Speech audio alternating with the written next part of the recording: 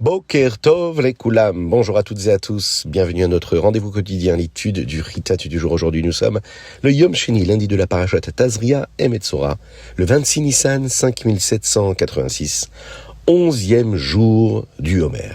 Nous sommes dans la Sfirat HaOmer et pendant la période de la Sfirat HaOmer, nous travaillons sur nos midot, notre façon de penser, de nous comporter. Et l'un des points essentiels est le Nahagu Kavod Zebazé, le fait d'avoir du respect les uns pour les autres. La Gemara raconte que durant cette période, les élèves de Rabbi Akiva sont décédés parce qu'ils n'avaient pas le niveau de respect mutuel qui est attendu de disciples tels qu'eux. Voici une explication du Rabbi de Lubavitch qui nous aide à avoir du respect pour autrui, même si nous sommes très différents. Si l'on regarde les arbres dans une forêt, on pourra voir qu'il n'y a pas deux arbres exactement identiques. Il en va de même pour les êtres humains. Nous sommes tous différents physiquement, mais nous sommes aussi tous différents à l'intérieur. Nous ne pensons pas tous de la même manière. Certains pensent plus vite ou plus lentement. Certains ont des idées différentes ou s'inquiètent pour des choses différentes. Hachem nous a créés ainsi exprès. Akadosh Baruch Hu veut cette diversité. Ein deotem shavot. Il ne veut pas que tous pensent de la même façon. Chacun d'entre nous, nous avons une shlichut, une mission différente. Et nous avons donc tous, chacun, notre façon de comprendre les façons dont nous devons accomplir notre mission. Akadosh Baruch Hu veut aussi que nous partagions nos différentes idées les uns avec les autres, car cela nous aide à encore mieux comprendre la Torah et les mitzvot. Nous ne devrions pas nous sentir obligés de penser comme tout le monde. Dieu nous a créés avec notre propre manière de comprendre. D'un autre côté, nous ne devons pas penser que nous avons toujours raison, même si nous sommes convaincus de quelque chose. Nous devons respecter l'opinion de l'autre. Tout comme Akadosh Baruch Hu nous a créés pour penser fermement à notre manière, il a aussi créé l'autre personne pour qu'elle pense fermement à sa manière, qui est nécessaire pour sa mission, à elle. Plus encore, nous pouvons apprendre quelque chose pour notre propre mission en écoutant ce que l'autre a à dire. C'est seulement en travaillant tous ensemble, en oubliant la différence de nos corps et en pensant surtout à l'unité de nos âmes, avec nos différentes compréhensions, nous pourrons achever la mission principale de tout le peuple juif, celui d'amener la Geoula Hamitit vers Hashlema.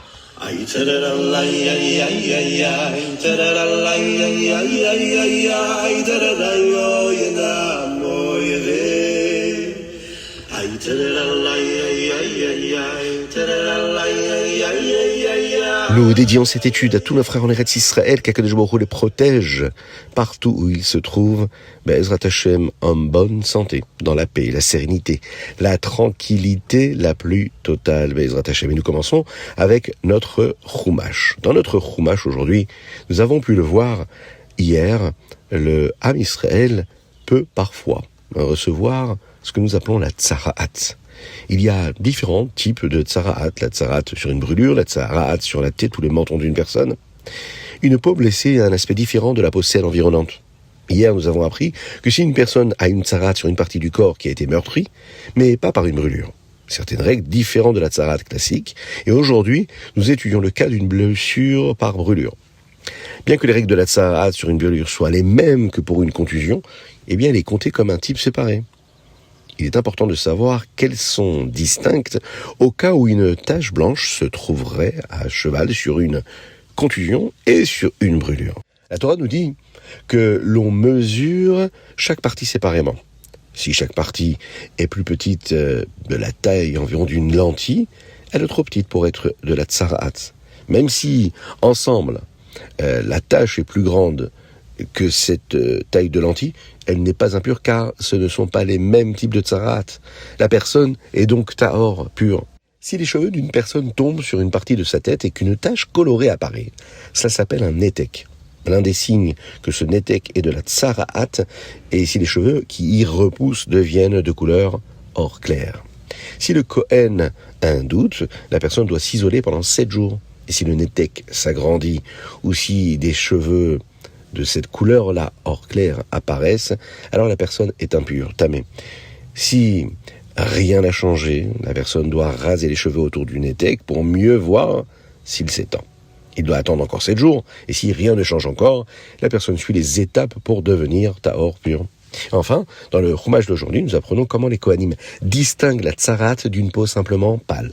Si les taches blanches sont plus foncées que les nuances de la tsarat, eh bien c'est simplement la peau naturelle de la personne, même s'il y a d'autres signes, comme par exemple des poils blancs. Il y a différents détails que nous abordons aujourd'hui dans notre Ritat, que l'on peut développer Baruch Hashem, en étudiant le texte, et surtout à travers les explications de Rashi.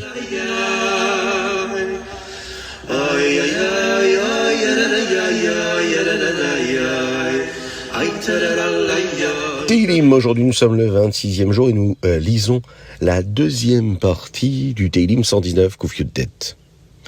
Il faut le savoir, le chapitre le plus long de Teilim compte ici 176 versets. Tout comme la plus longue paracha de la Torah, la paracha de Nasso, qui compte elle aussi 176 versets. Et bien sûr, aussi long que le traité de la Gemara Baba Batra, qui lui compte 176 pages. Ça nous montre que toute la Torah est liée. Au début de chacun des 14 livres du Rambam, le Yad HaChazaka, il y a un verset lié à ce que nous allons apprendre. Certains viennent du chapitre 119. Au début du Sefer Zvanim, qui parle du Shabbat et des fêtes, le Rambam cite le verset suivant qui apparaît dans notre Teilim du jour. Nachalti edvotecha leolam ki sason libi ema. J'ai tes commandements comme héritage pour toujours, car ils sont la joie de mon cœur. Le Rabbi explique le lien qu'il y a avec Shabbat et les fêtes. Il y a des mitzvot comme la Emouna, la foi en Dieu, ou la Tfila, que nous pratiquons tout le temps, Baruch Hashem. Mais les lois de Shabbat ou des fêtes, allumer les bougies, faire le kiddush, ne se font qu'à certains moments. Le Rambam utilise ce verset ici pour nous enseigner que si nous aimons les mitzvot que nous faisons de temps en temps, et que nous y pensons chaque jour, elles restent avec nous pour toujours, même en semaine. En effet, on peut retrouver ici toute la beauté de la Torah, toute la beauté des mitzvot, à travers son accomplissement.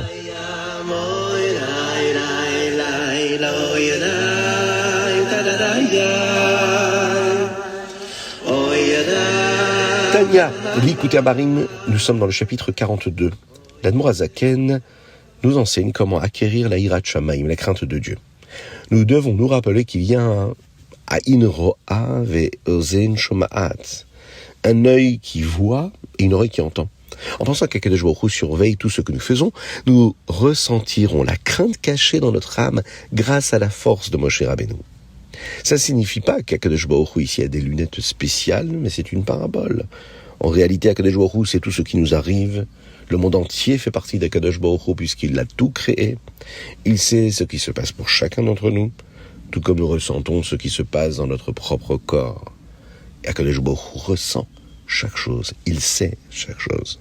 Cette pensée-là nous aide à être attentifs à nos actions, à prendre conscience que tout a de l'impact. Cette capacité-là, cette capacité de connaissance et de connexion qui est appelée le da'at, de sorte qu'une personne ne se contente pas juste de comprendre, mais qu'il ressent également la divinité qui va s'unir totalement à lui. Elle est présente dans chaque neshama du Ham Israël. Cela provient de ce que nous appelons une nourriture spirituelle, le Yenika. Yenika qui est littéralement l'allaitement que l'âme reçoit de l'âme de notre cher Moshe Rabbeinu. Chaque âme, chaque neshama a cette petite anticelle de Kadosh Baruch Hu ici, à travers l'importance que Moshe Rabbeinu a pour l'âme Israël. Cependant, depuis que l'âme s'est revêtue du corps, elle a besoin d'un effort immense, puissant, doublé et redoublé afin de ressentir Dieu et de s'attacher à lui. L'âme, la Neshama, possède cette capacité qui est intrinsèque car elle est nourrie par l'âme de Moshe Rabbeinu. Si l'âme manquait de cette capacité, même le plus grand effort serait vain. Comment un être créé pourrait-il comprendre et ressentir son créateur ?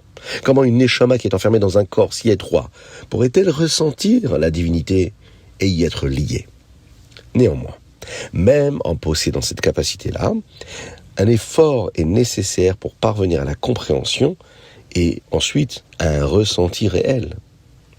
Le premier effort consiste, le Tanya nous dit ici, à rejeter les chaînes corporelles, à briser le corps, c'est-à-dire à affaiblir sa matérialité brute et à obtenir sa soumission. Le but est que le corps ne va pas obscurcir la lumière de la Neshama, ce qui va rendre possible la compréhension et ensuite le ressenti d'Akadosh Baruch Hu en nous. Comme il a été mentionné dans le Zohar, un corps dans lequel la lumière de la Neshama ne pénètre pas doit être écrasé. Mais qu'est-ce que cela veut dire ? Lorsque l'homme a des réflexions de tchouva, qui viennent des profondeurs de son cœur, lorsque la grossièreté du corps est affaiblie, elle ne constitue plus du tout un obstacle. Et là, à ce moment-là, la lumière de la Neshama peut se manifester. Le second effort consiste à révéler les pouvoirs de la Neshama afin que la pensée ne lui soit pas pesant. Par exemple, le fait de s'immerger, de réfléchir à la grandeur d'Akadosh Baruch Hu pendant une période longue et ininterrompue. Se concentrer réellement et se détacher du monde qui nous entoure. Le temps nécessaire afin d'éveiller cet amour ou la crainte d'Akadosh Baruch Hu n'est pas le même pour chaque Neshama. Certains ont besoin de plus de temps, d'autres moins. Dès qu'elle considère la grandeur d'Akadosh Baruch Hu, la Neshama atteint immédiatement une crainte et un respect véritable pour Akadosh Baruch Hu. Il est dit comme ça dans le Shulchan Aruch. Quand un homme réfléchit au fait que Akadosh Baruch Hu, que le Melech Malchei Amlachim, le roi des rois, se tient au-dessus de lui et voit ses actions, il sera immédiatement envahi par la crainte. Et là, pour cette Neshama, l'humilité devant Akadosh Baruch Hu est quasi instantanée. Il faut se rappeler que la Neshama provient des niveaux inférieurs des 10 sphirotes du monde d'Assia. Le monde d'Assia, c'est le monde de l'action, le plus bas de tous les mondes. Alors, une Neshama a des difficultés à conceptualiser les sujets divins. Elle ne peut découvrir la divinité d'Akadosh Baruch Hu uniquement que par la contemplation, par la réflexion, par l'analyse, par la réflexion. Parfois, la difficulté est accrue si l'âme, si la Neshama a été abîmée, salie par ce qu'on appelle les péchés de jeunesse. Eh bien, les fautes, elles, créent une barrière entre le juif et Akadosh Baruch Hu. Mais malgré tout, lorsqu'il y a de la détermination, lorsqu'il y a un effort réel, lorsque la pensée est là, lorsqu'il y a une énergie, une concentration intense, alors à ce moment-là, on peut arriver à cette crainte d'Akadosh Baruch Hu face à la prise de conscience de la grandeur de Dieu. Le Rabbi Yosef Yitzhak, lui, le disait. Il y a ce que nous appelons un temps long et un temps court. Le temps long signifie 1 heure aujourd'hui, 1 heure demain.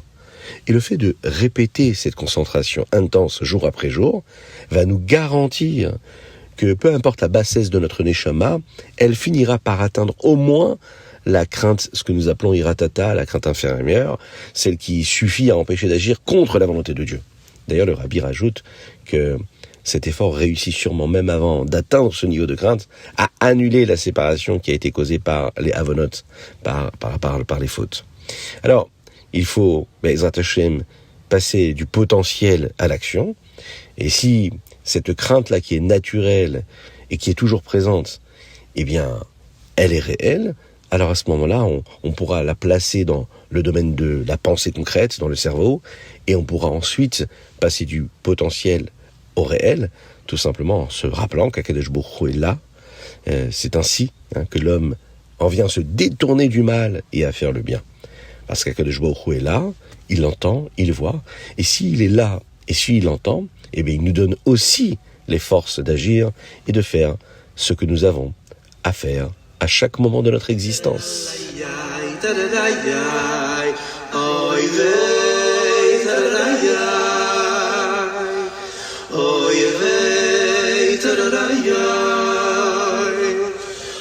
Hayom Yom, aujourd'hui nous sommes le 26e jour du mois de Nissan. Dans le Hayom Yom aujourd'hui, nous apprenons ce qu'est la Avodat HaTfila, le fait de travailler la Tfila, selon la Chassidoute.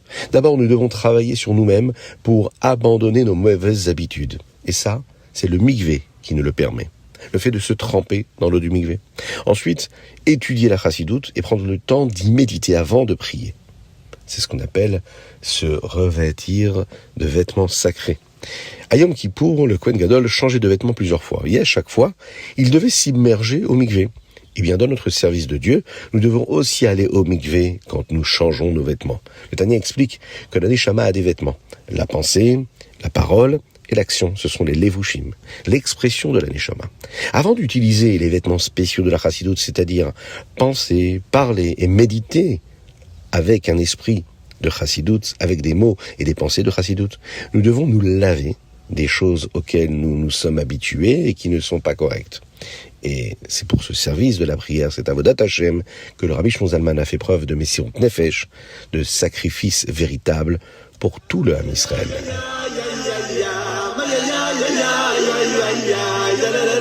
Rambam Ilchot Ishut, aujourd'hui nous étudions les lois du mariage, Kiddushin. Il existe plusieurs façons de dire à une femme qu'elle est mariée, c'est ce que nous voyons dans le chapitre 2, 3 et 4 du Rambam. Par exemple, un homme peut dire « tu es ma femme » en lui donnant un objet valant au moins une prouta, mais s'il dit « par ceci je suis ton mari », ils ne sont pas mariés. On peut envoyer un messager, un shaliach, pour effectuer les Kiddushin, bien qu'il soit préférable que le marié le fasse lui-même. Et enfin, on récite une bracha, une bénédiction spéciale avant la mitzvah des Kiddushin. C'est la première bénédiction sous la roupa. Asher kiddushanu b'mitzvotav ve'ivdi lanu min ha'harayot.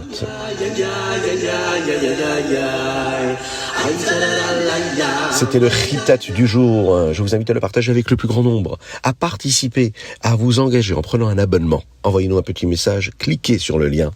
Et faites-le, vous devenez notre soutien, notre partenaire, et vous vous associez à toutes les bénédictions. Qu'Akadosh Baruch Hu bénisse le Ham Israël, qu'il protège nos frères en Eretz Israël et en dehors d'Eretz Israël. Nous avons étudié pour leur mérite, ainsi que pour la refoua shelema de tous les malades du Ham Israël, et parmi eux, David ben Sultana, Avraham Nissim ben Sultana. Qu'Akadosh Baruch Hu les bénisse, et les protège, et les guérisse, le plus rapidement possible. À très bientôt pour le chitat du jour, avec la venue de Mashiach. Shavua Tov et excellente journée.